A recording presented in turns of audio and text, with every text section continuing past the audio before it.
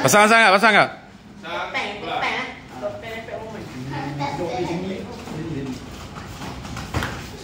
Kakak dapat sikit kakak. Kakak dengar saya dapat sikit.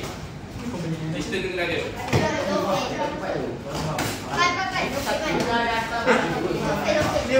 Yes.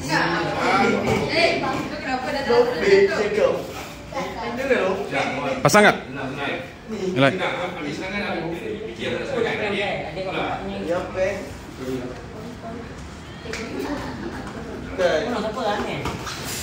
Naik kaki straight kakak. Pastikan point. Angkat, go. Yes.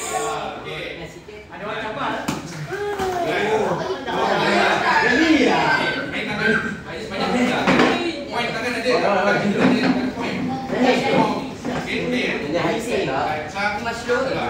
Jadi ada point masuk. Minta lofik kau faham?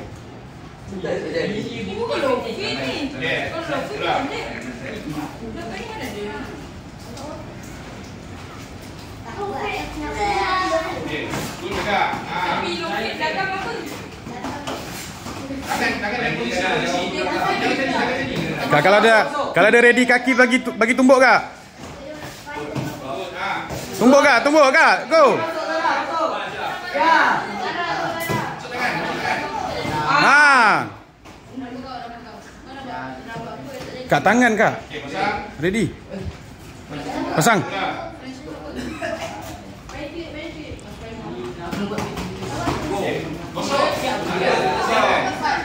Combo kak. Zara.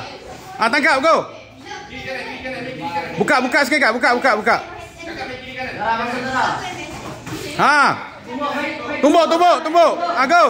Wah.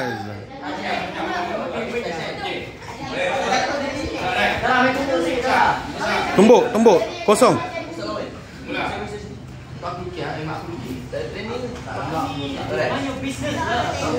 Ha. Tumbuk. Ha. Go. Dah rapat tu. Go. Ha. Yes. Siap. Dah.